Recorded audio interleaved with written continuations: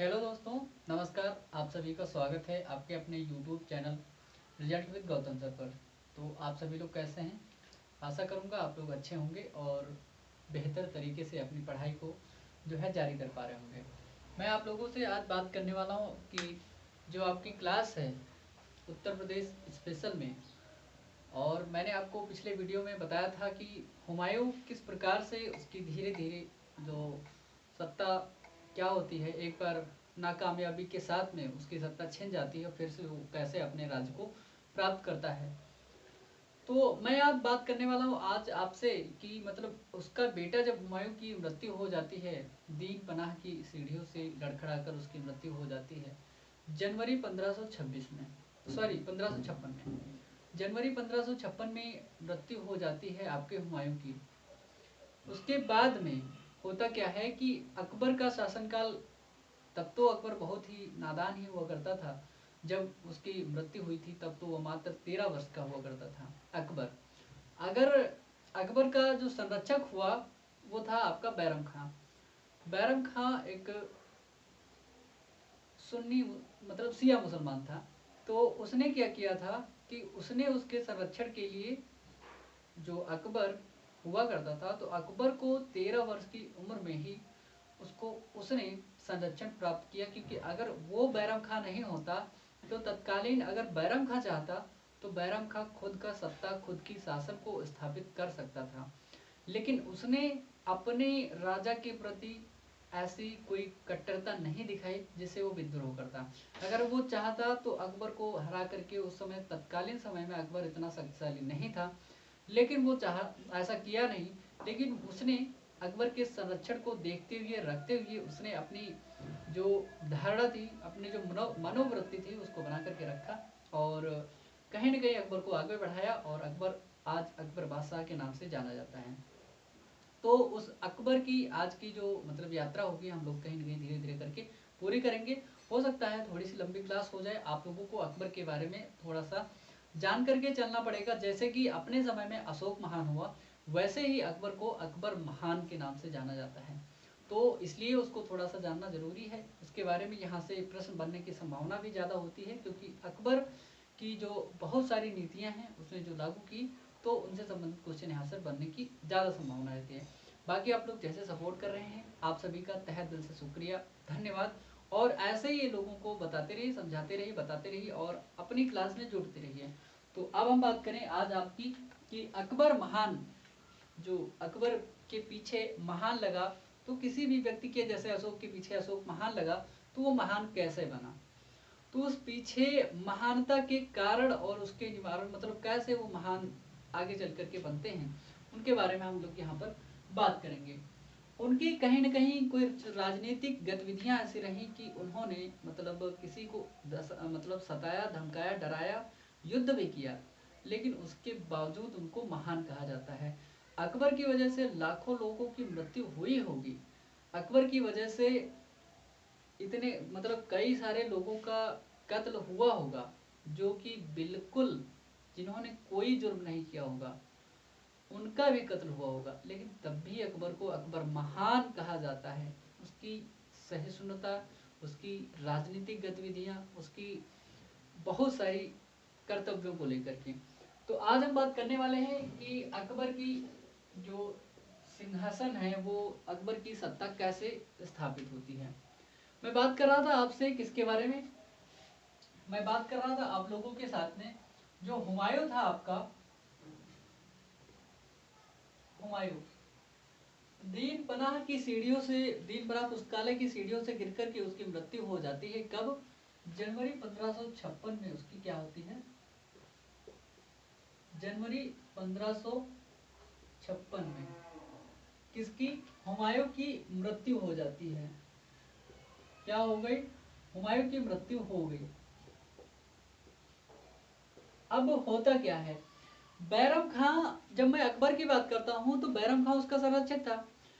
अकबर तत्कालीन समय में मात्र 13 वर्ष का, मतलब एक तरह से नाबालिग युवा हुआ करता था, नाबालिग ही था समझ लीजिए। 13 वर्ष के बच्चे को इतना ज्यादा ज्ञान नहीं होता, लेकिन राजकाज उसके पहले ही मन में हुआ करता था। तो उस समय वो पंजाब का क्या था, सूबेदार हुआ करता था। कैसे? बैरम खां के संरक्षण में।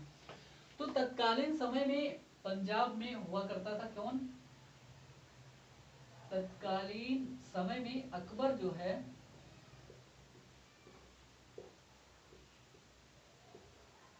अकबर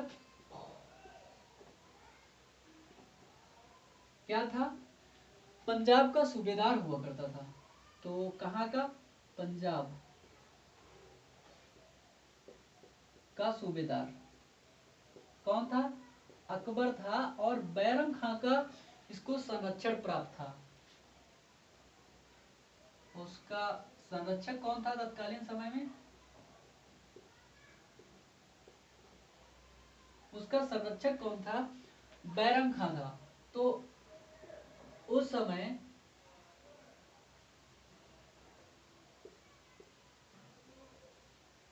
बैरम खां, तो हुमायूं की जैसे ही मृत्यु होती है 1500 जनवरी 1556 में, तो तभी बैरम खान ने क्या किया? अकबर को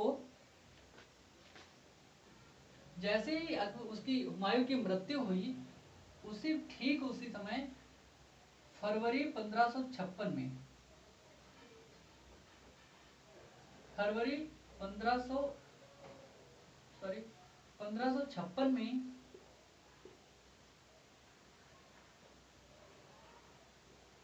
बैरम खान ने पंजाब के एक जिला है गुरदासपुर में, पंजाब के गुरदासपुर जिले में क्या किया? फरवरी 1556 में बैरम खान ने पंजाब के गुरदासपुर जिले में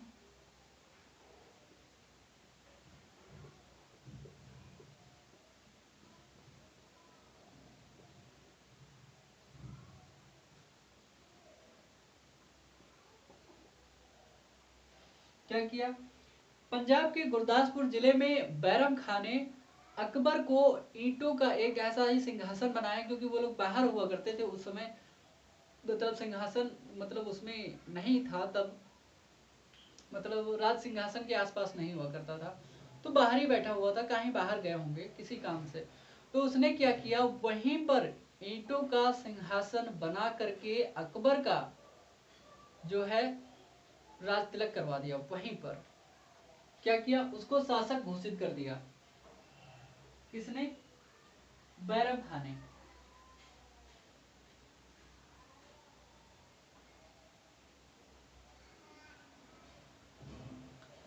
क्या किया? गुरदासपुर जिले में किसने? बैरम खान ने क्या किया? गुरदासपुर जिले में ईंटों का एक बनाया, क्या? ईंटों के सिंहासन पर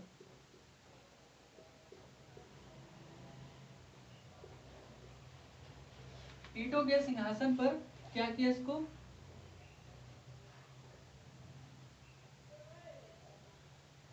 अकबर का राज तिलक कर दिया।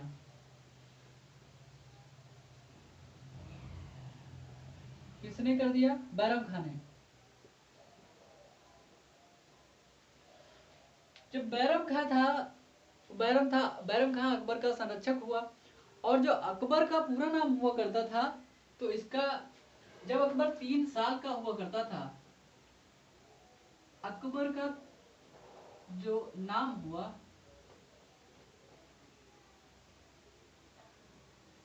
3 वर्ष की उम्र पर उसे जो नाम मिला,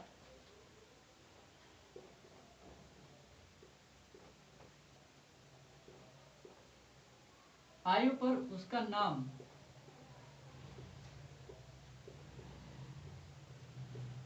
आपको सही से साफ दिखाई दे रहा है? ठीक है दोस्तों, तो क्या था उसका नाम? क्या था? जहीरुद्दीन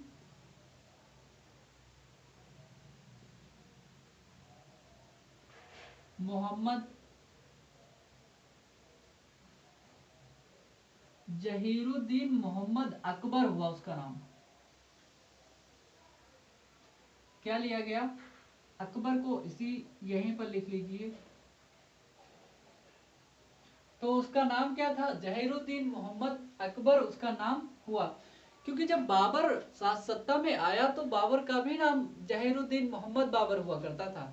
तो अपने बाबा के नाम से लगभग जहीरुद्दीन मोहम्मद, वहां पर अकबर हुआ, वहां पर बाबर हुआ। दोनों के नाम अलग हैं, इसीलिए वहां पर उसका पोता है तो अकबर है, उसका बाबा है तो कौन है, बाबर है।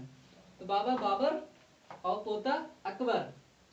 तो जहीरुद्दीन मोहम्मद अकबर के नाम से वो 3 वर्ष की अवस्था में होता है जब, तो उसके बाद में होता क्या है, कहीं न कहीं कालिंजर के अभियान के बाद में आपको 1545 में होता क्या है, शेर खान की जब मृत्यु हो जाती है उसके बाद में धीरे धीरे हुमायूं अफगानिस्तान, काबुल, कांधार क्षेत्रों में धीरे धीरे अपनी सत्ता को स्थापित करता है, और सत्ता को स्थापित करते हुए फिर होता क्या है, दिल्ली पर अधिकार धीरे धीरे उसका जम जाता है, आधिपत्य हो जाता है। और फिर उसके बाद में धीरे धीरे अपने बेटे, और जैसे उसकी मृत्यु होती है तो उसका जो सिंहासन होता है, पंजाब में ही उसका राज तिलक करवा देता है कौन, बैरम खान। हुमायूं की मृत्यु हो जाती है जनवरी 1556 में, और फरवरी 1556 में तत्कालीन समय में जो अकबर हुआ करता था, पंजाब का सूबेदार हुआ करता था, तब उसका क्या था, उसका संरक्षक हुआ करता था बैरम खां।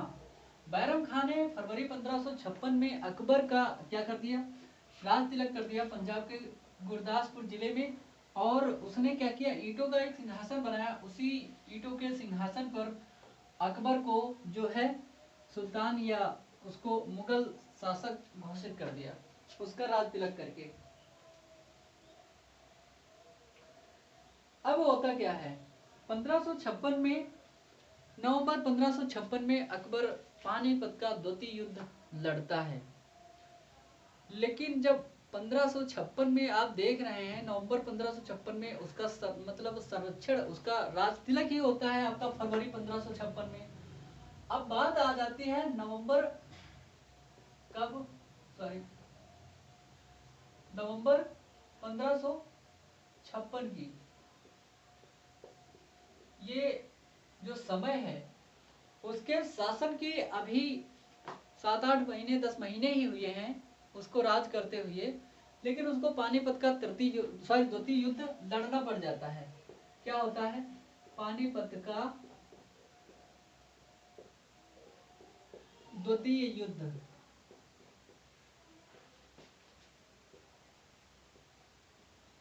कब होता है, नवंबर 1556 में। अब बात ये थी, अकबर के सामने समस्या ये थी कि जिस व्यक्ति के सामने, जिस प्रशासक के सामने जो उसका विरोधी था, जिस विरोधी के सामने लड़ने जा रहा था, उसने अपने जीवन काल में 28 युद्ध लड़े थे, वो किसी में हारा नहीं था। आप समझ लीजिए, उस व्यक्ति के सामने अकबर मतलब लड़ने जा रहा था, और अकबर की उम्र मात्र 13 वर्ष की थी।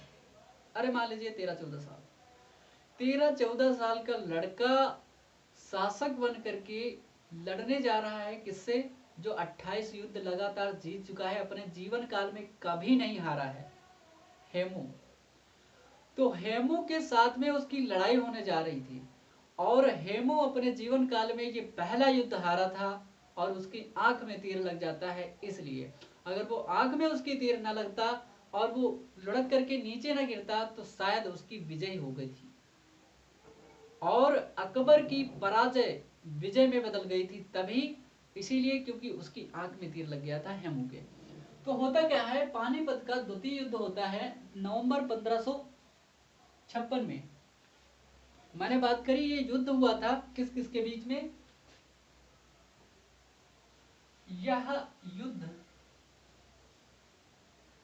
अकबर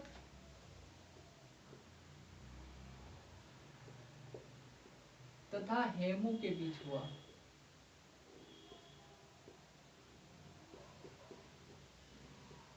था क्या, हेमू और अकबर के बीच में ये युद्ध हुआ, लगभग हेमू जीत गया था। अंतिम समय की बात कर रहा हूँ, लगभग पूरा युद्ध हुआ, 2-4 दिन जो भी युद्ध चला हो, युद्ध को लगभग अंतिम समय, अंतिम विराम देने वाले थे सब लोग, और हेमू की जो सेना थी लगभग जीत चुकी थी। हुआ ऐसा कि हेमू के आंख में किसी भी सैनिक का, अकबर के सैनिक का तीर लग जाता है। जब तीर लग गया तो हेमू अंधा हो गया। अब जब आंख में किसी के तीर लग जाएगा, इतनी दूर से धनुष बाण से किसी से भी फेंका जाएगा, जब बाण लग जाएगा तो कहीं न कहीं वो तो व्यक्ति तो गिरेगा ही यार। तो ऑटोमेटिक वो मतलब हाथी से अपने लुढ़कता हुआ नीचे गिर जाता है। जैसे ही अकबर की सेना में पता चल गया कि अब हेमू के तीर लग गया है और उनका जो सैनिक, मुख्य सैनिक है, जो राजा है वहां का, वो क्या है, धीरे धीरे कहीं ना कहीं उसकी हार हो चुकी है।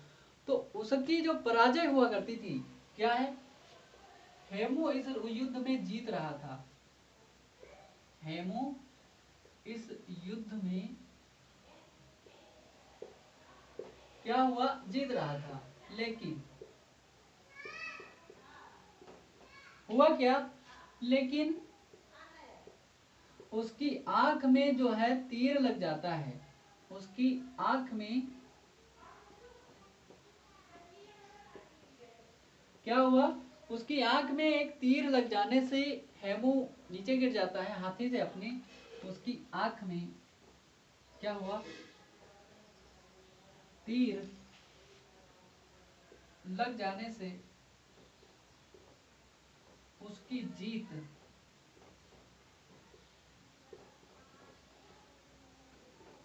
पराजय में बदल गई। क्या हुआ, पराजय में बदल गई और अकबर की पराजय उसकी विजय में बदल गई। तो हुआ ये, पानीपत का जो द्वितीय युद्ध हुआ नवंबर 1556 में हुआ, इसी टाइम जोन में। और हेमू ने अपने जीवन काल में जितने युद्ध लड़े थे, इसीलिए अकबर की सेना भयभीत भी थी कि कहीं न कहीं हेमू जब कभी भी अपने जीवन काल में युद्ध नहीं हारा, 28 युद्ध लड़ चुका है व्यक्ति सामने वाला, तो आपको भी कहीं न कहीं घबराहट घबराहट तो होगी ही कि मतलब जब व्यक्ति 28 युद्ध लड़ा हो और सभी जीता हो, सभी में मतलब उसकी जय जयकार हुई हो, लेकिन जो आखिरी युद्ध तुम्हारे साथ में हो रहा है तो वो तुम कैसे जीत पाओगे। लेकिन तब भी हेमू ने इस युद्ध को जीत लिया था। उसके बाद में होता क्या है, उसकी पराजय का कारण मैंने आपको बता दिया कि उसकी आंख में तीर लग गया था। तो फिर क्या हुआ, अकबर की विजय हुई। क्या हुआ, इस युद्ध में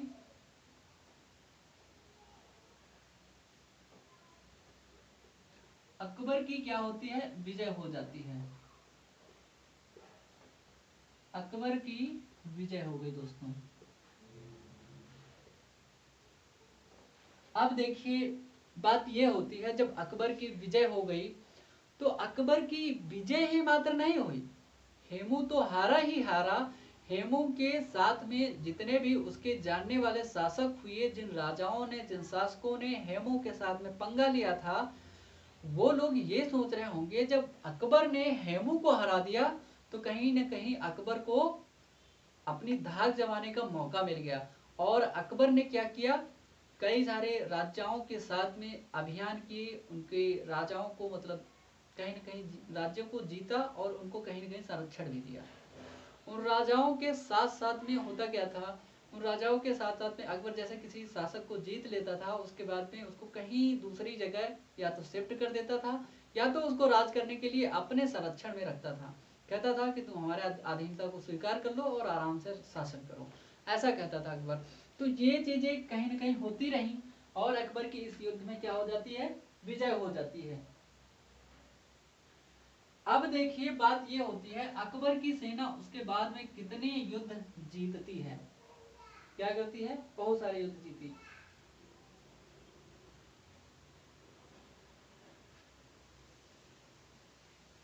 होता क्या है, अकबर की जो सेना थी 1559 में, अब आगे बढ़ती है अकबर की सेना। काफी बड़ी सेना हुआ करती थी अकबर की सेना ने। बाद में बड़ी हुई, क्योंकि जब हेमू हार जाता है अकबर से तो कहीं न कहीं उसके जो सैनिक होते हैं वो मतलब उनको अधिकार लेता है, अधिया लेता है। तो अकबर की सेना ने क्या किया, 1559 में ग्वालियर ग्वालियर अभियान करके उसको जीत लिया। उसके बाद में तथा 1560 में, कब, 1560 में जौनपुर को जीत लिया। क्या किया इन्होंने, जौनपुर को जीत लिया तथा इस तथा को हटा दीजिए, यहाँ पर कमा लगा लीजिए अगर चाहें तो। 1560 में जौनपुर को जीत लिया और 1561 में क्या किया, क्या आपका 1561 में चुनार क्या किया, मालवा और चुनार को, आप लोगों को दिख रहा है ना सही से, हाँ, क्या किया, मालवा और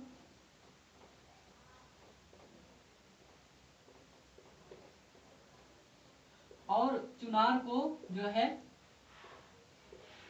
जीत लिया। ये थी अकबर की सेना। क्यों? क्योंकि ये सब डर रहे थे कहीं न कहीं अगर अकबर ने हेमू को हरा दिया है तो उसने 28 युद्धों को जो जीतने वाला व्यक्ति है उसको हरा दिया है, तो ये सब डर रहे थे, अपने आप ही डर रहे थे कि कहीं न कहीं अगर अकबर की अधीनता को स्वीकार नहीं करोगे तो तहस नहस कर देगा, तुम्हें सत्ता में जीने नहीं देगा। तो उसने, इन सब ने क्या किया, और अकबर की सेना कहीं न कहीं यहाँ पर ताकतवर शक्तिशाली भी हो गई थी बाद में जब हेमू को हरा दिया उसने। तो ये जो चीजें हैं, देखिए किसी भी व्यक्ति की भावना कितने समय उद्घोषित हो जाए, कौन व्यक्ति कितने समय कितनी जल्दी आगे बढ़ जाए, किसी को कोई नहीं पता। आप वर्तमान में तो डिजिटल मीडिया है, तत्कालीन समय में डिजिटल मीडिया नहीं भी हुआ करता था, तब भी देखिए कि मतलब अकबर की कितनी ज्यादा महानता, मतलब कितना आगे बढ़ गया था अकबर। तो मैं आपसे बात कर रहा था कि नवंबर 1556 में होता है पानीपत का द्वितीय युद्ध। इस युद्ध में होता क्या है, हेमू सामने होता है और अकबर की सेना के बीच में ये युद्ध होता है। हेमू की सेना लगभग इस युद्ध को जीत चुकी थी, लेकिन अंततः एक ऐसा टाइम आता है कि उसके हेमू के तीर जो है लग जाता है आंख में और इस युद्ध में अकबर की विजय हो जाती है। जैसे ही अकबर की विजय होती है, अकबर की सेना ने उसके बाद में कई सारे युद्ध लड़े, जैसे कि 1559 में ग्वालियर का, 60 में जौनपुर को जीत लिया और 61 में मालवा और चुनार, जैसे चुनार का किला हुआ करता था, तो क्या कहते हैं, चुनार के किले और उनके राज्य जो हुआ करता था उसको इसने, अकबर ने क्या किया दोस्तों, जीत लिया। अब क्या होता है, अकबर ने 1569 में क्या करता है, जिस कालिंजर अभियान के दौरान शेर खां की मृत्यु हो गई थी, उसी कालिंजर किले को 1569 में एक अभियान करके अकबर इसको क्या करता है, जीत लेता है। किसको? कालिंजर अभियान को करके कालिंजर को जीत लेता है। क्या किया अकबर ने, अकबर ने वर्ष 1569 में बांदा जिले में हुआ करता था आपका कालिंजर, बांदा जिले के कालिंजर का किला काफी फेमस था, आज भी मतलब कालिंजर का किला है। तो यहाँ पर जिले के कालिंजर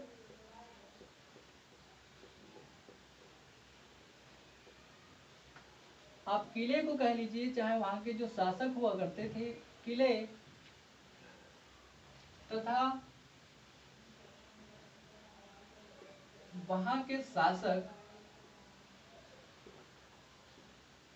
वहां के शासक हुआ करते थे आपके रामचंद्र। क्या किया रामचंद्र को, इसने क्या किया, अकबर ने यहाँ के शासक रामचंद्र को हरा दिया या पराजित कर दिया। तत्कालीन समय में जो शब्द होता है ना इतिहास में, पराजित करना या विजित करना, विजित कर लिया या पराजित कर दिया, ये शब्द ज्यादा अच्छे लगते हैं बजाय हराने और जिताने के, ठीक है। तो क्या कर दिया, रामचंद्र को पराजित कर दिया, लेकिन रामचंद्र के साथ उसने अन्याय नहीं किया। उसने क्या किया, रामचंद्र को एक प्रयाग में जगह दे दी, एक क्षेत्र दे दिया, वहां पर बोला कि ठीक है तुम वहां पर राजा हुआ करते थे, लेकिन ये शासन जो है अपना मुझे दे दो और तुम यहाँ प्रयाग में आओ, तुमको हम वहां पर एक क्षेत्र तुमको प्रदान कर देते हैं, वहां पर आप उसमें राजपाट अपना करना। लेकिन उसने क्या किया, रामचंद्र को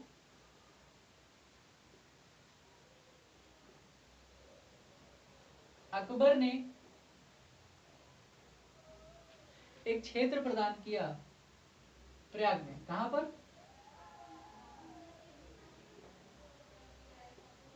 प्रयाग में एक क्षेत्र दिया,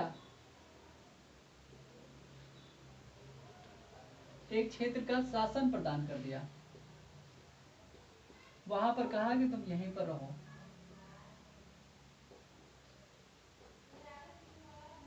क्या किया, एक क्षेत्र प्रदान कर दिया जिसमें उसको बोला कि तुम अब यहाँ पर शासन करोगे और यहाँ पर प्रयाग में तुम अपनी सत्ता को स्थापित करो, यहाँ तुम्हें कोई कुछ नहीं बोलेगा। जो कालिंजर के कौन हुआ करते थे, आपके रामचंद्र को।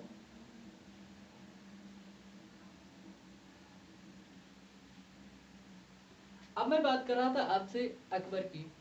तो अकबर ने इलाहाबाद का नाम बदल तो दिया था, लेकिन पहले इसका नाम क्या हुआ था, प्रयाग हुआ करता था। तो अकबर ने ही इसका नाम बदलकर इलाहाबाद किया था, क्योंकि इसके साथ में एक इसका धर्म हुआ करता था। 1582 में इसने एक धर्म की घोषणा करी थी, दीन ए इलाही, जो दीन पनाह की सीढ़ियों वाला हुआ करता था, वैसा नहीं, कुछ दीन ए इलाही धर्म से नाम से स्टार्ट किया था। तो उसी के आधार पर अकबर ने क्या किया, अकबर ने 1583 में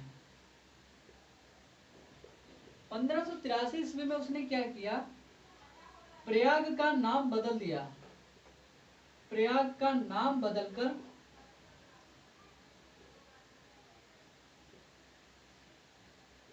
क्या रख दिया, इलाहाबाद रख दिया।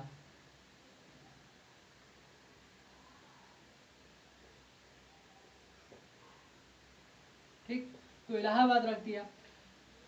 तो अभी हाल में आपको पता चला होगा कि इलाहाबाद का नाम फिर प्रयागराज रख दिया गया। तो इसीलिए अकबर ने क्या किया था, 1583 में इसी प्रयाग का नाम बदल करके इलाहाबाद रखा था, और उसी इलाहाबाद का नाम बदलकर योगी जी ने क्या किया, अब प्रयागराज रख दिया है। ठीक है, तो ये है इलाहाबाद का नाम बदलने का रवैया या प्रमुखता इसकी। ठीक, अब मैं बात कर रहा था आपसे, इसका नाम बदल करके किसने, अकबर ने रख दिया आपका इलाहाबाद।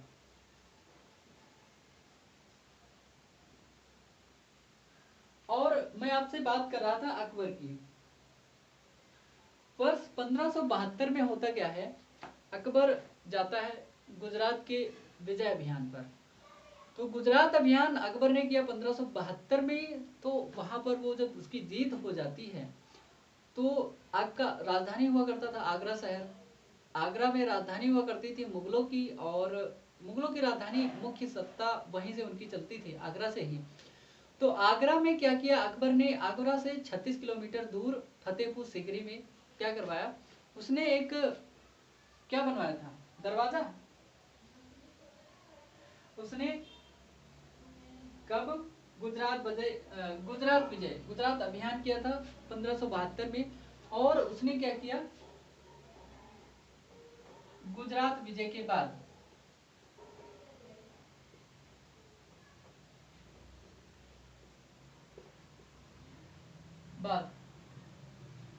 कब विजिट किया था इसको, गुजरात को, 1572 में।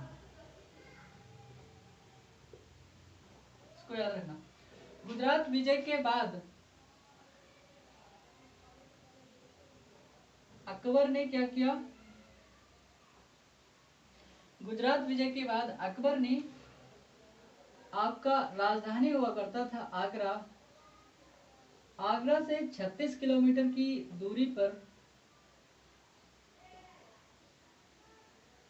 क्या बताया कि आगरा से 36 किलोमीटर की दूरी पर इसने एक शहर बसाया। किसने, अकबर ने फतेहपुर सीकरी, फतेहपुर सीकरी नामक शहर बसाया था इसने।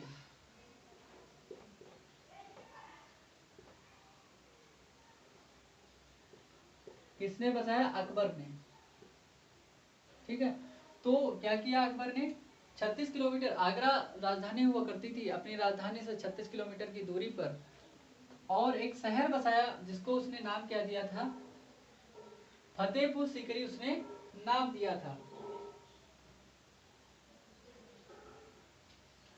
अब मैं आगे बात करूं, इससे आपको दिखाई दे रहा होगा, पहले यहीं पर बात कर लेते रिवीजन की। अकबर ने क्या किया, 1569 में कालिंजर का किला हुआ करता था और वहाँ के जो शासक थे रामचंद्र, उनको जो है हरा दिया और हराने के बाद में वहाँ की सत्ता अपने हाथ में ले ली और रामचंद्र से कह दिया कि भाई आप इधर आ जाओ और प्रयाग में आपको हम एक जगह देते हैं। और प्रयाग का नाम चेंज करके क्या कर दिया उसने, अकबर ने 1583 में इलाहाबाद कर दिया। और 1582 में उसने एक धर्म की स्थापना करी थी। किस धर्म की, दीन ए इलाही। अब मैं बात कर रहा था आपसे दीन ए इलाही की, थोड़ी सी बात कर लें। अकबर ने क्या किया, वर्ष 1582 में दीन ए इलाही धर्म की स्थापना करी थी। अकबर ने 1582 में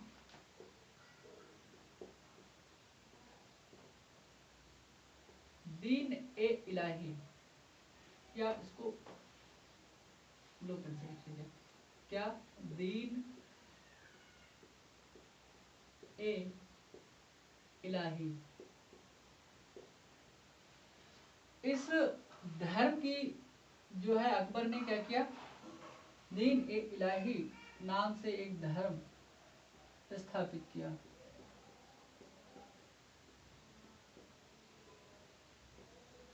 क्या किया, दीन ए इलाही धर्म स्थापित किया, या धर्म दीन ए इलाही के नाम से एक धर्म का स्थापना करी। इसका प्रवर्तक स्वयं अकबर बना।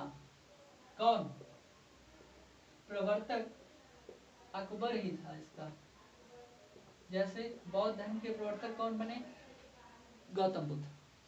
जैन धर्म के प्रमुख प्रवर्तक कौन बने, 24वें तीर्थंकर महावीर, जैन धर्म के। ठीक है, तो ये क्या था, अकबर दीन ए इलाही धर्म की स्थापना करता है वर्ष 1582 ईस्वी में, और यही स्वयं प्रवर्तक बना किसका, दीन ए इलाही धर्म का। देखिए अबुल फजल की जब मैं बात करता हूँ, अबुल फजल जो आपको दिखाई देंगे, आपको सुनाई देंगे कब, आपको हुमायूं के शासनकाल में भी आपको दिखाई देंगे। हुमायूं की बड़ाई करते हैं, अबुल फजल कहते हैं कि वो अच्छा योद्धा था, विद्वान था, अच्छा राजनीतिक भी था। लेकिन अबुल फजल क्या कहते हैं, जो अकबर का शासन हुआ, सॉरी दीन ए इलाही हुआ, दीन ए इलाही को कौन, दीन ए इलाही को क्या कहते हैं, तौहीद ए इलाही।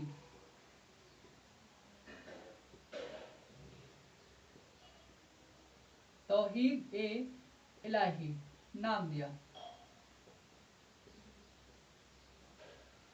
तौहीद ए इलाही कहा किसने, अबुल फजल ने कहा, दीन ए इलाही को तौहीद ए इलाही कहते हैं।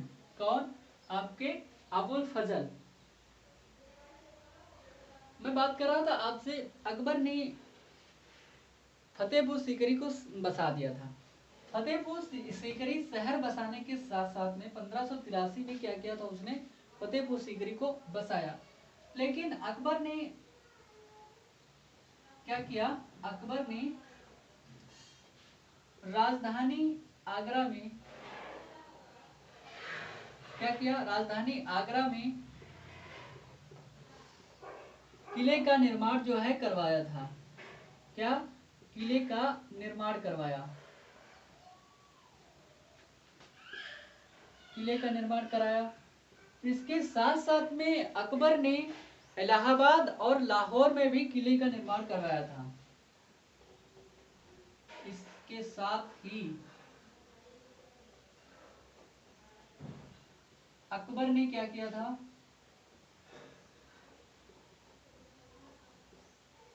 अकबर ने क्या किया, इलाहाबाद, क्योंकि इलाहाबाद उसने नाम ही रखा था, इलाहाबाद जो कि अब प्रयागराज है, तथा पाकिस्तान में वर्तमान में है लाहौर।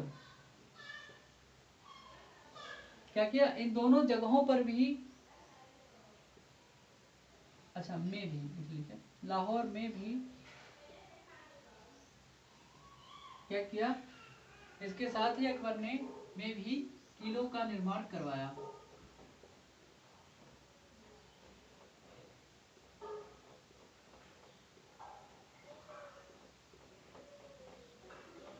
मैं बात करूं, अभी आपका महाकुंभ होने वाला है। एक जिले की घोषणा करी गई है 3-4 महीने के लिए। महाकुंभ जो जिला बन जाएगा आपका, प्रयागराज का जो महाकुंभ होगा वो जिला घोषित कर दिया गया।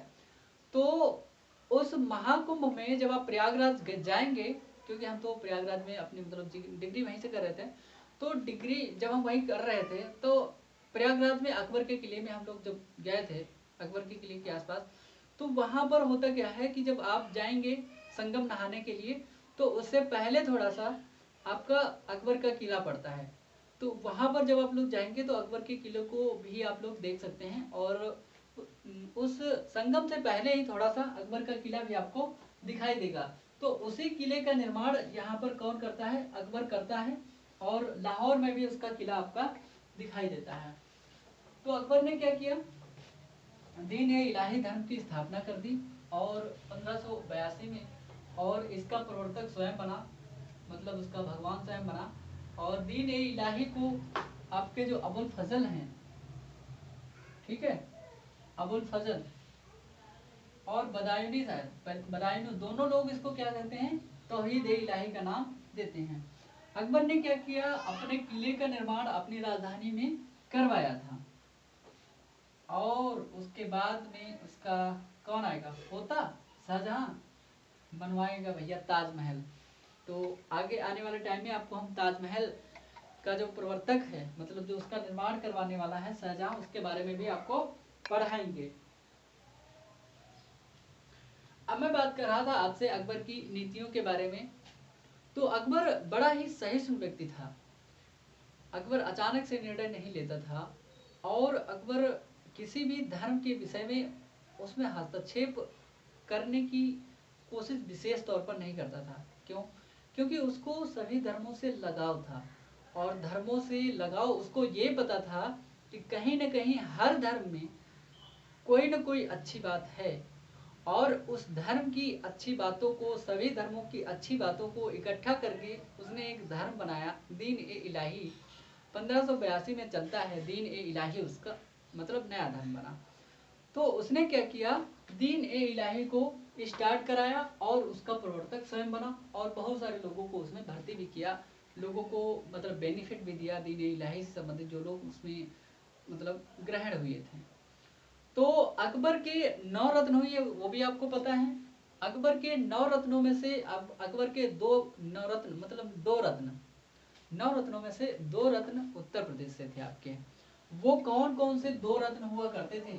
आपने एक व्यक्ति का नाम तो जरूर सुना होगा, जिसका नाम है बीरबल। तो अकबर और बीरबल की जो आपने कहानियां सुनी हैं, तो उन कहानियों के बीच में आता है आपका बीरबल। तो अकबर के साथ साथ में अगर आप बीरबल को भूल गए तो उसको भूलना जरूरी, मतलब उसको भूलना नहीं है। तो क्या था, अकबर के 2 रत्न कौन कौन? अकबर के 9 रत्नों में से, अकबर के 9 रत्नों में से 2 रत्न, 2 रत्न उत्तर प्रदेश से थे। कहां से? आपके उत्तर प्रदेश से थे। वो कौन कौन से 2 रत्न हैं दोस्त, उनको आपको याद रखना है। आपने नाम सुना होगा, पहला जो आपका रत्न है उसको नाम देते हैं बीरबल। बीरबल, तो बीरबल कहाँ का था? कालपी का। कालपी के एक ब्राह्मण परिवार में बीरबल का जन्म होता है। और जो बीरबल हुआ करता था, अकबर का 9 रत्न था। बीरबल की कहानियां और अकबर की कहानियां आपने देखी होंगी, यूट्यूब पर बहुत सारे वीडियो आपको दिखाई देते हैं। वो अकबर की, बीरबल की कहानियों के बारे में बताते हैं कि ऐसा ऐसा होता था। लेकिन अकबर और बीरबल के बीच में बहुत गहराई थी। वो दोनों मतलब एक सिक्के के लगभग 2 ही पहलू के समान हुआ करते थे। बीरबल काफी पढ़ा लिखा विद्वान हुआ, लेकिन बीरबल का जो जन्म हुआ था, तो बीरबल का जो जन्म हुआ था, इसका जो जन्म हुआ कहां पर? बीरबल का जन्म, आप इसको ऐसे लिख लीजिए, कहां पर होता है? कालपी में। कहां हुआ? कालपी में बीरबल का जन्म होता है, और जो कालपी है आपका जालौन जिले में पड़ता है। ठीक है,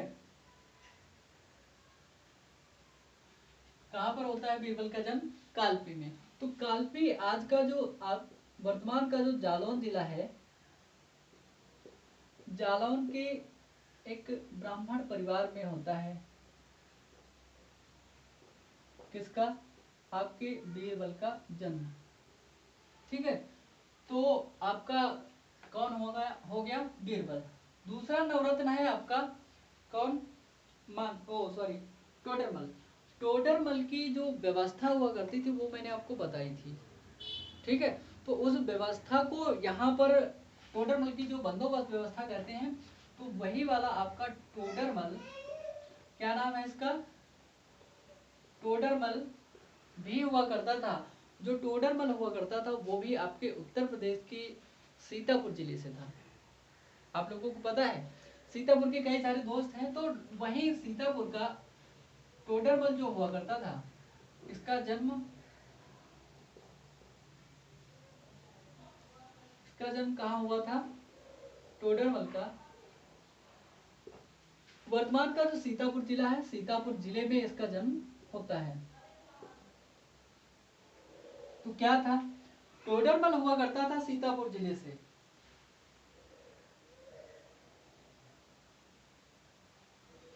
ठीक है, तो आप लोग इसको देखेंगे।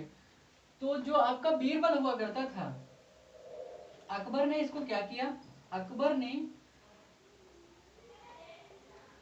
ने क्या किया? बीरबल को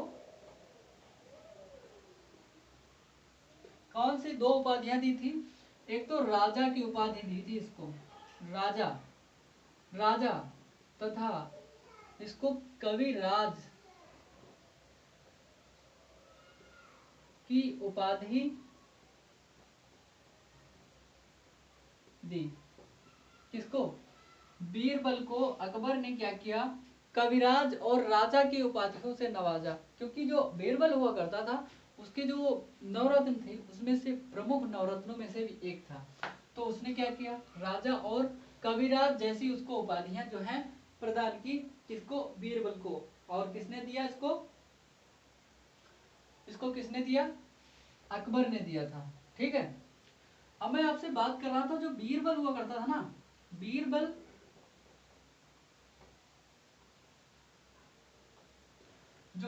हुआ करता था, बीरबल उसका जो अकबर का जो धर्म हुआ करता था, दीन ए इलाही, जो धर्म हुआ करता था, धर्म को स्वीकार करने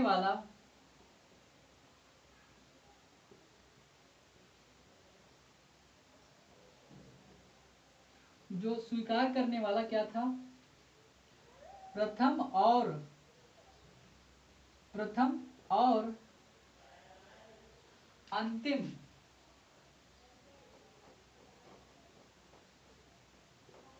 अंतिम हिंदू शासक हुआ या हिंदू राजा हुआ।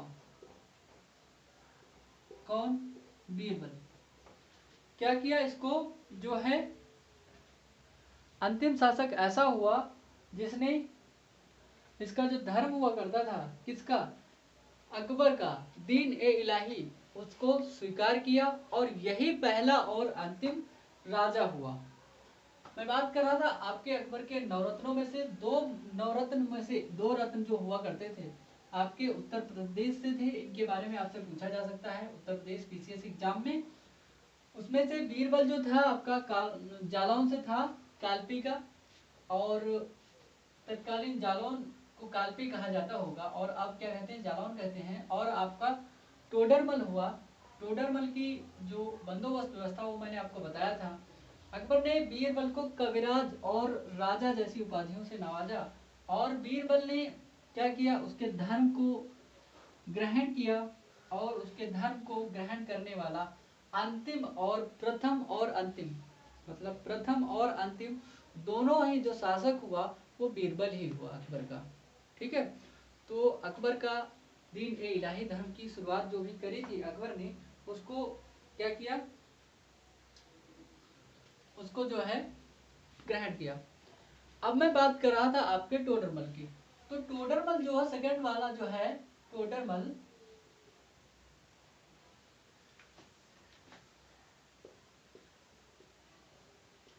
जो टोडरमल था, टोडरमल का जन्म सीतापुर जिले में क्या होता है, सीतापुर जिले में एक क्षत्रिय परिवार में होता है।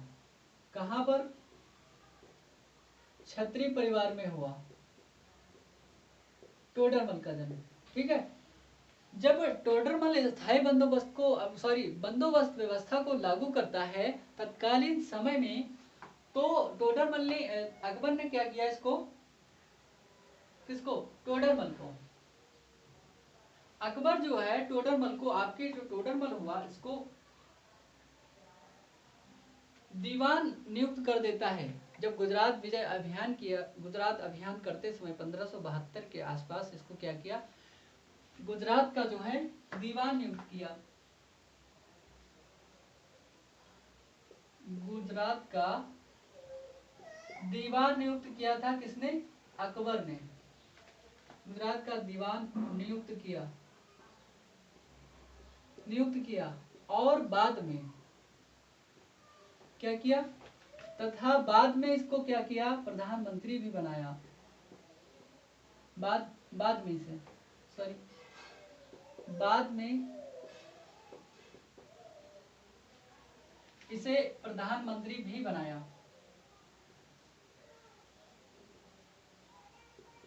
प्रधानमंत्री भी बनाया। कौन बनाया, अकबर। किसको, टोडरमल को। तो टोडरमल की जो बंदोबस्त व्यवस्था थी, उस व्यवस्था के आधार पर उसको क्या है, दूसरा पद मिल जाता है, अकबर के द्वारा उसको दिया जाता है। तो क्या किया, अकबर ने इसको गुजरात का दीवान का पद दिया था पहले। जब इसकी योग्यता और इसकी जो विद्वता को देखते हुए अकबर ने क्या किया, बाद में इसको प्रधानमंत्री का पद दिया। होता क्या है, जो आपका टोडरमल हुआ करता था, इसके पदवी का नाम क्या हुआ करता था, इस जो किस पद पर नियुक्त हुआ था। वैसे तो आप कह सकते हैं कि दीवान का पद था, वर्तमान में या दीवान के पद के नाम से आप जान सकते हैं, लेकिन जो इसका पद हुआ करता था, उसका जो मुख्य पद हुआ करता था मुगल काल में, उसको क्या कहा जाता था, इसको हम लोग नाम देते थे, इसे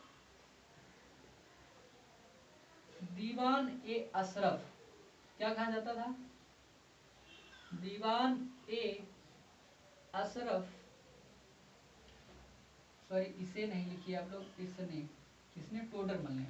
इसने दीवान और ए अशरफ पद पर रहते हुए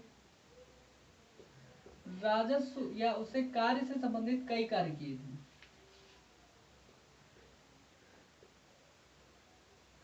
क्या किया, राजस्व से संबंधित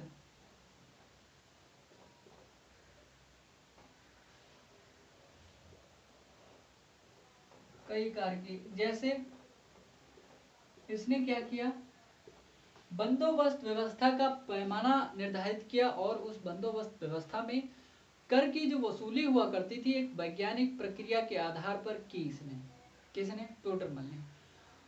तो टोडरमल ने बंदोबस्त व्यवस्था का निर्माण किया और उसको क्या कहते थे, टोडरमल की बंदोबस्त व्यवस्था कहते थे।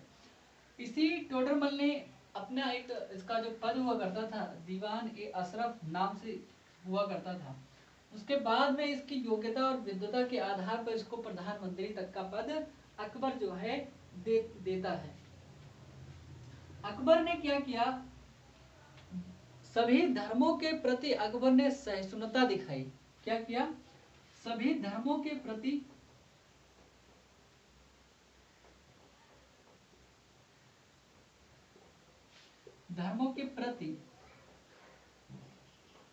अकबर ने सहिष्णुता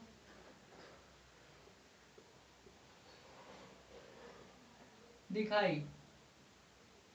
क्या करता है अकबर, सभी धर्मों के प्रति अकबर ने सहिष्णुता दिखाई। उसने क्या किया, कई सारे धर्मों को उसने अच्छी अच्छी बातों को जाना, उनकी बातों को पहचाना। लास्टली वो उत्तर यही पाता है कि सभी धर्मों में सत्यता निर्धारित होती है, सभी धर्मों में कहीं न कहीं अच्छाई नजर आती है।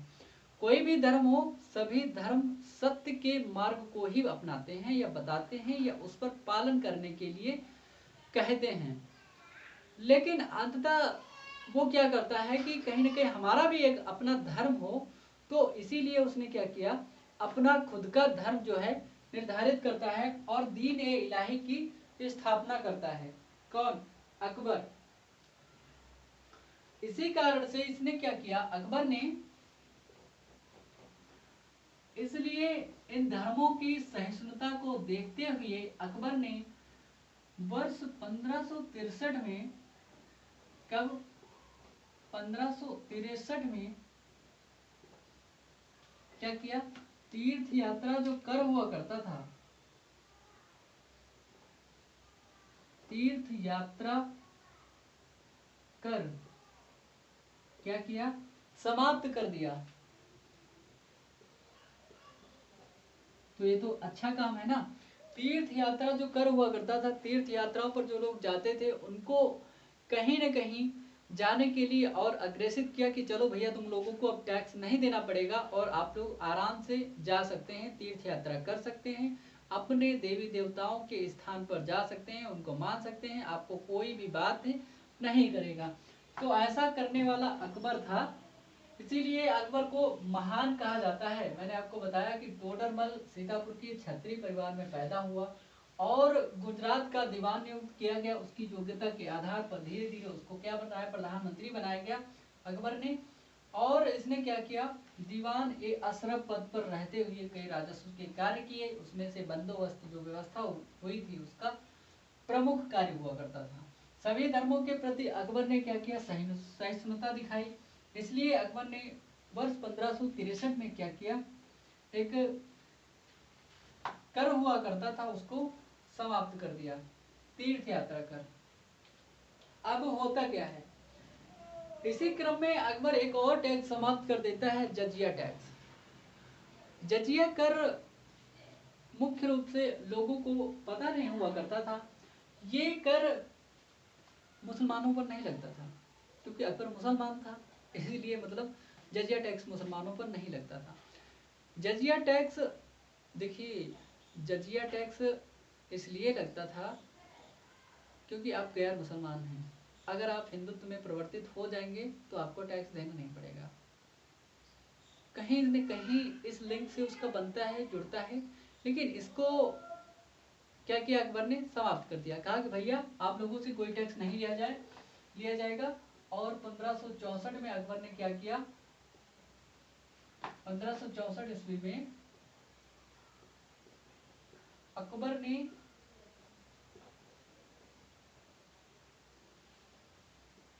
क्या किया, जजिया कर नहीं, ऐसे लिखिए, गैर मुसलमानों पर, गैर मुसलमानों पर, गैर मुसलमानों पर लगने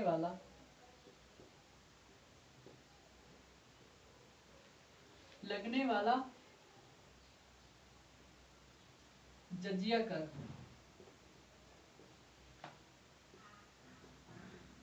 समाप्त कर दिया। क्या किया, जजिया कर को अकबर ने समाप्त कर दिया। जजिया कर को समाप्त करने की उसकी धार्मिक सहिष्णुता दर्शाती है, इसीलिए अकबर को महान कहा जाता है। जजिया कर को देखिए, अकबर ने कहा देखो हमारे लिए सभी धर्म समान हैं, हम किसी भी धर्म की बुराई या अच्छाई से हमें कोई विशेष मतलब नहीं है, लेकिन सभी धर्मों में सत्यता है, सभी धर्म सत्य का मार्ग बताते हैं, ऐसा उसने कहा। इसीलिए उसने एक स्वयं का अपना धर्म जो है निर्धारित किया और उस पर आगे बढ़ा। और क्या किया उसने, अकबर ने सभी धर्मों में सहिष्णुता दिखाते हुए एक बात और उसने कही, उसने कहा कि सुलह एक कुल की एक नीति अपनाई।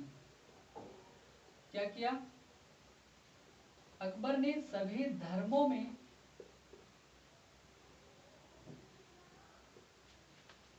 सहिष्णुता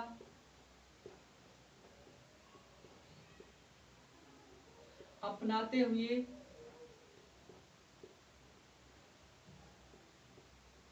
क्या किया, उसने सभी धर्मों में सहिष्णुता अपनाते हुए क्या किया, अकबर ने सभी धर्मों में सहिष्णुता अपनाते हुए क्या किया, सुलह ए कुल, हाँ सुलह ए कुल, सुलह ए कुल की जो नीति हुई उसको अपनाया, सुलह ए कुल की नीति को अपनाया। किसने अपनाया, अकबर ने। देखिए सहिष्णुता का मतलब होता क्या है, अगर आप किसी भी कार्य को कर रहे हैं और हम भी किसी को कर रहे हैं, जैसे आप एक छोटा सा उदाहरण समझिए, सहिष्णुता होती क्या है, अगर आप नॉन वेजिटेरियन हैं और हम मतलब शाकाहारी हैं और आप मांसाहारी हैं, तो सहिष्णुता का मतलब ये है कि अगर हम शाकाहारी हैं तो आप अगर शाकाहारी नहीं है, आप मांसाहारी हैं, तो हमें आपसे इतनी घृणा नहीं होनी चाहिए कि आप मांसाहारी हैं। इस बात पे हमें कोई विरोध नहीं करना चाहिए, हमें कोई ऐसा नहीं करना चाहिए कि आप मांसाहारी हैं, हम शाकाहारी हैं, आप मुझसे दूर रहिए, आप अलग बैठिए, हम नहीं आपके साथ में नहीं आएंगे, ऐसा उसने नहीं किया। होता क्या था कि उसने ये किया कि आपके धर्म के साथ साथ में हम भी अपने आप को आगे बढ़ाएंगे। तो आप मतलब वेजिटेरियन हैं, हम आप मतलब कोई भी नॉन वेजिटेरियन इसको मान लीजिए, तो धर्म और एक धर्म दूसरा और तीसरा धर्म और कई सारे धर्मों को लगा करके जोड़ करके साथ में अपने धर्म दीन ए इलाही को बढ़ा करके अकबर ऐसी रणनीति को चाहता था कि सभी धर्मों का जब एक ही उद्देश्य है सत्य की मार्ग पर चलना, तो उसने भी क्या किया, अपना धर्म घोषित किया और उसका भी एक ही उद्देश्य हुआ करता था कि सत्य के मार्ग पर चलना। तो इसीलिए क्या किया, उसने सभी धर्मों से सुलह की नीति को अपनाया कि आप भी चलिए आगे, हम भी चलते हैं आपके साथ साथ में। तो साथ साथ में चलने वाली, सुलह करने वाली एक ऐसी नीति बनाई जिससे कि सभी धर्मों को, किसी भी धर्म को कोई कष्ट ना हो। और इस सुलह एक कुल की नीति का मुख्य जो उद्देश्य हुआ, इसका मुख्य जो उद्देश्य हुआ करता था, इस सुलह एक कुल की नीति का सामंजस्यता हुआ करती थी सभी धर्मों में, धर्मों को सामंजस्य या समान रूप से मानना, सभी धर्मों में सामंजस्यता।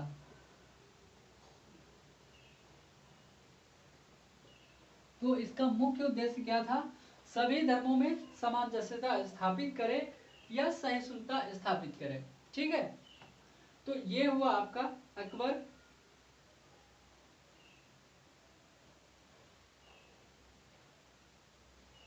लेकिन आपके देखो कुछ इतिहासकार होते हैं कि कहते हैं कि अकबर की अहंकारिता, अकबर का अहंकार था इसलिए उसने दीन ए इलाही धर्म बनाया। लेकिन कुछ लोग कहते हैं, भारतीय इतिहासकारों में ज़्यादा लोग कहते हैं कि अकबर जो है सहिष्णु व्यक्ति था, इसीलिए मतलब उसने मतलब दीन ए इलाही धर्म की स्थापना की। लेकिन विंसेंट स्मिथ क्या कहते हैं, एक इतिहासकार हुए, अंग्रेज इतिहासकार विंसेंट स्मिथ, ये क्या कहते हैं, विंसेंट स्मिथ कहते हैं कि जो दीन ए इलाही धर्म हुआ, दीन ए इलाही जो था ना, दीन ए इलाही धर्म अकबर के क्या था, अकबर के जो सहिष्णुता का प्रतीक नहीं था। इन्होंने क्या बताया कि जो दीन ए इलाही धर्म हुआ करता था ना, ये अकबर की सहिष्णुता का प्रतीक नहीं था, ये अकबर के अहंकार, क्या, अकबर के अहंकार तथा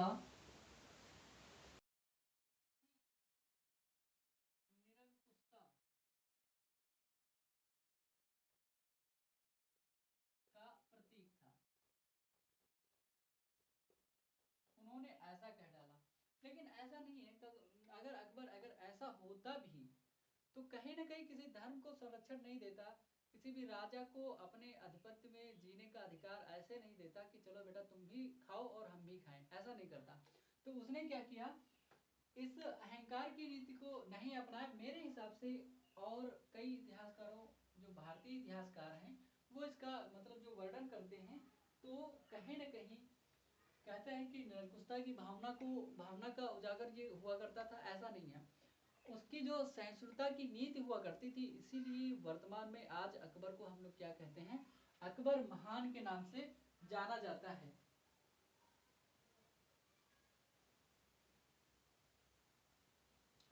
और मैं आपसे बात कर रहा था आपसे कि अकबर क्या किया, इसने क्या किया, सभी धर्मों में सुलह एक कुल की नीति जब अपना ली, तो कई सारे लोगों ने इसके धर्म को ग्रहण किया। धर्म को ग्रहण करने के बाद में अकबर के साथ साथ में बहुत से लोग ऐसे जुड़ गए जो धर्म के आधार पर जुड़े अकबर से। कहा कि देखो, वो ऐसा व्यक्ति है जिसने ना तो हमारे धर्म को नुकसान पहुंचाया, ना तो हमें अपने धर्म में परिवर्तित करने की कोशिश की, ना तो जबरदस्ती कोई कार्य किया। लेकिन अगर ये सब लोग औरंगजेब के काल में फंसे होते ना, तो औरंगजेब इनको जबरदस्ती अपने ही धर्म में वो करवा लेता। तो औरंगजेब इतना कट्टरवादी था ही। तो बात ये हुई कि अकबर इसीलिए सहिष्णु माना जाता है, और इसीलिए हम लोग अकबर को महान के नाम से, अकबर महान नाम से जानते हैं। जैसे कि अशोक को उसके उसने भी कलिंग युद्ध किया था, लेकिन उसको भी हम लोग किस नाम से जानते हैं, अशोक महान के नाम से जानते हैं। तो सम्राट अकबर हुआ, अकबर महान हुआ, इसीलिए जाना जाता है। मैं बात कर रहा था आपसे 1564 ईस्वी में अकबर ने गैर मुसलमानों पर लगने वाला, मतलब हिंदू और अन्य धर्मों पर लगने वाले जो टैक्स हुआ करता था उसको समाप्त कर दिया।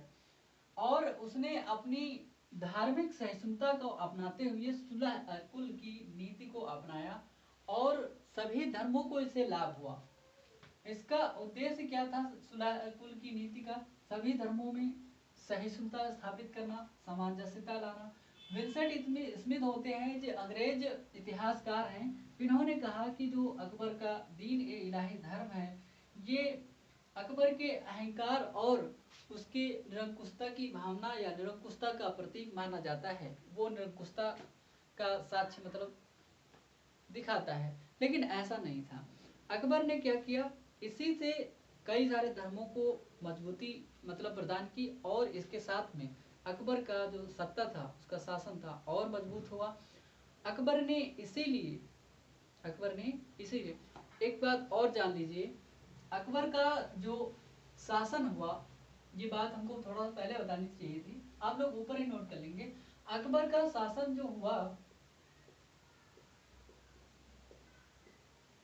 का शासन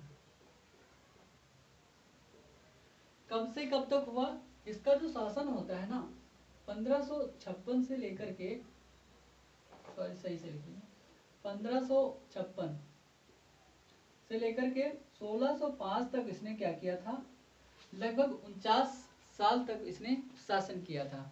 कितने वर्ष, लगभग 49 वर्षों तक, 49 ईयर। ठीक है। तो अकबर का शासनकाल लगभग काफी लंबा शासनकाल है। इसने अपने समय में, आपने नाम सुना होगा कि जब बैरम खां के बारे में हम आपको ऐसे ही बता देते हैं, आप अगर नोट करिए तो नोट कर लीजिए। बैरम खां के बारे में आपको बता देते हैं। बैरम खां अकबर का संरक्षक हुआ, और 1563 60 63 के आसपास क्या किया अकबर ने, क्या किया, उसको हज पर मक्का की यात्रा के लिए भेज देता है। और उसकी जो हत्या होती है, गुजरात में हज की यात्रा पर जाते समय मोहम्मद खान ने उसको, बैरम खां को मार दिया, मतलब उसकी हत्या कर दी। उसके बाद में जब ये बात अकबर को पता चलती है कि बैरम खां की हत्या हो गई, तो बैरम खां की हत्या होने के बाद में उसकी जो वाइफ हुआ करती थी, उसकी पत्नी जो हुआ करती थी, अकबर उससे विवाह कर लेता है। अकबर ने उससे निकाह कर लिया और उसका जो बेटा हुआ अब्दुल रहीम खान खाना, तो उसको अपने संरक्षण में, अपने राजपाट में नवरत्नों में अच्छा दर्जा देता है अब्दुल रहीम खान खाना को अकबर। ठीक है, तो ये भी उसकी एक सहिष्णुता की नीति है। और कई मतलब राजाओं के साथ में अकबर के युद्ध हुए, जैसे कि अकबर ने युद्ध किया था 1576 में। एक युद्ध होता है हल्दी घाटी का युद्ध। महाराणा प्रताप उदय सिंह के, देखो मेवाड़ के शासक हुआ करते थे उदय सिंह, और उदय सिंह के बेटा हुए कौन? उदय सिंह के बेटा हुए महाराणा प्रताप। इनके बेटा हैं उदय सिंह। कहाँ के शासक हैं? मेवाड़ के।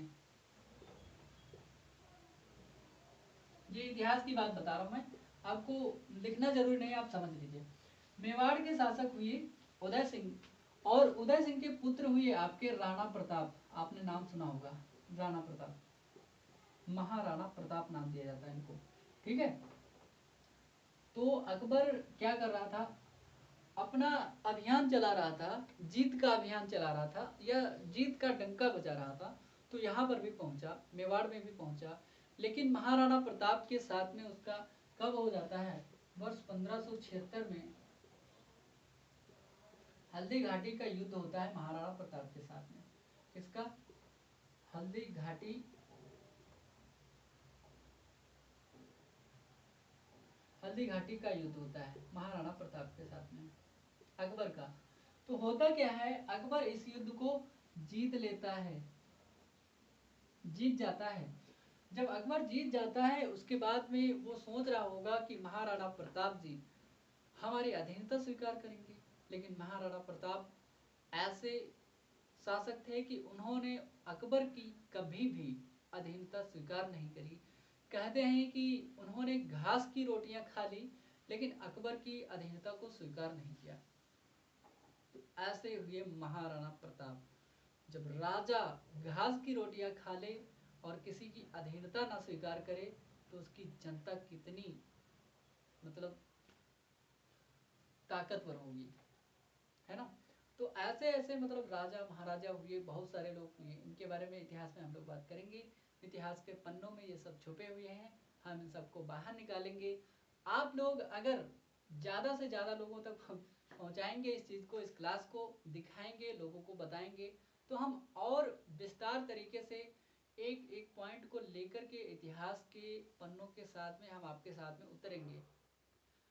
हमने आज एक वीडियो डाली थी, अगर आप लोग उसको देखेंगे, इतिहास की वीडियो को ना लेकर के अगर पॉलिटी का वीडियो आप लोग चाहेंगे, रिवीजन क्लास हम करवाएं, तो आप लोग इस वीडियो के नीचे आप कमेंट बॉक्स में कमेंट कर सकते हैं कि पॉलिटी की रिवीजन क्लास हम 1-2 घंटे की लेकर के आएंगे। उसमें सुपर फास्ट रिवीजन होगा, उसमें इतना हम आपको विस्तार से समझाएंगे नहीं, एक एक दो दो पॉइंट नोट करते हुए आपको चलेंगे। बस आपको रिवीजन करवाते हुए, आपको बताते हुए चलेंगे कि यहाँ से ये चीज़, यहाँ से ये चीज़ आपको उठा करके लानी है, रखनी है, और वहाँ पर अपने पॉइंट को सेटल करना है, जा करके डायरेक्ट एग्जाम में वहाँ से हिट करना है। तो आज की क्लास कैसी लगी आप लोग बताएंगे। कहीं ना कहीं लंबी क्लास हो रही है, तो आज हम इस क्लास को यहीं तक समाप्त करेंगे। उसके बाद में देखा जाएगा, ज्योग्राफी की क्लास होगी आप लोग, तो उसको करेंगे। तब तक के लिए आप सभी का बहुत बहुत धन्यवाद।